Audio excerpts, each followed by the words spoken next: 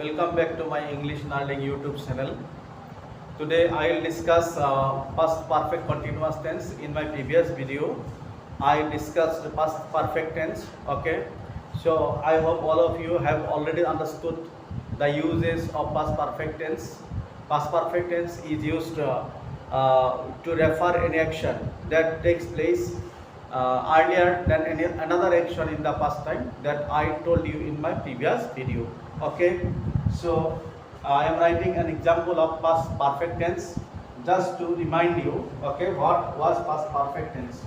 Okay, it is here. I am writing the boy reached home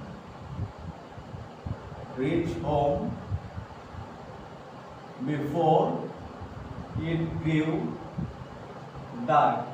So this is a sentence where I have put bracket in the verb reach. The verb reach is put in bracket. Okay. So here in the previous video I told you the rule that when there is before in a sentence and if the second part or the last part of the sentence is in past indefinite tense, then the first part should be written in past perfect tense. Okay. So this is a reminder to you just to tell something about past perfect tense. Okay. So it will be past perfect tense. So the boy had reached. Okay. The boy had reached. Again, if a sentence is written containing after, then the first part becomes in past indefinite tense and the second part has to be written in past perfect tense like this. Okay. He visited the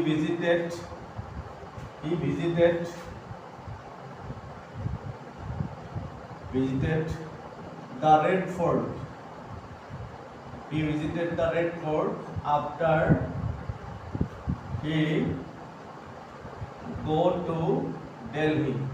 Okay, this is a sentence where there are two parts. One part is written in past indefinite tense and that part is before the word after. So the last part or the part after the word after must be written in past perfect tense. Okay, I hope you are already your conception is already clear regarding the use of past perfect tense. So he visited the Red Fort after he had gone to Delhi. Now I will discuss past perfect continuous tense. And past perfect continuous tense, you know, this is a tense which is very rarely used. This tense is very rarely used. Okay.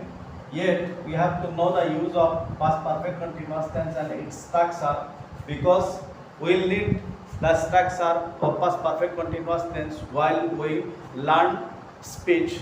Because when we have to change a sentence from change a sentence from direct speech to indirect speech, then we have to change the tense also. So when the tense in direct speech is in present perfect continuous tense and past continuous tense, then in indirect speech the tense turns into or changes into past perfect continuous tense. That is why we have to learn this tense only to use the tense in the narration chapter. Okay, otherwise the use of past perfect tense, past perfect continuous tense is very is not seen commonly, is not very common, it is very rare. Okay, not oftenly used, not frequently used.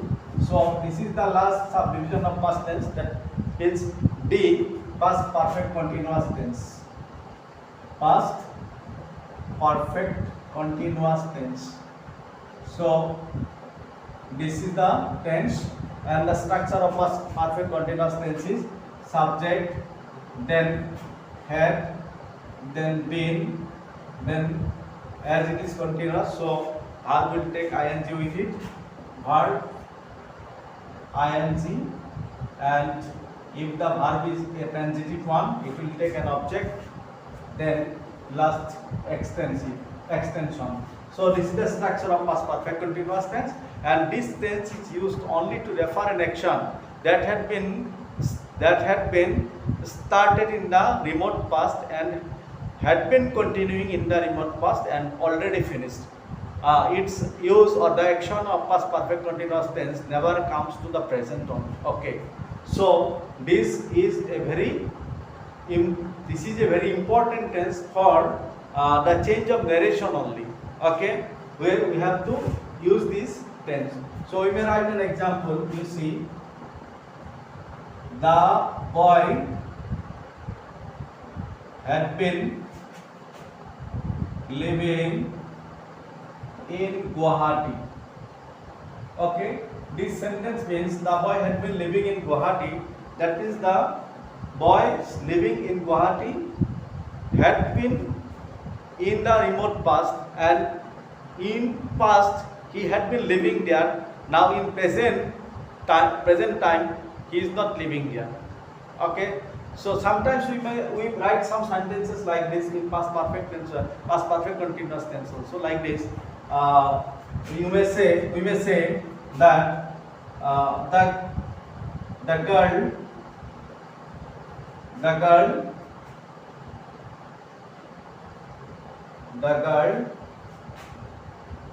had been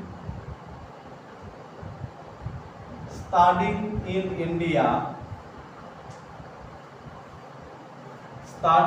India before she left for Europe.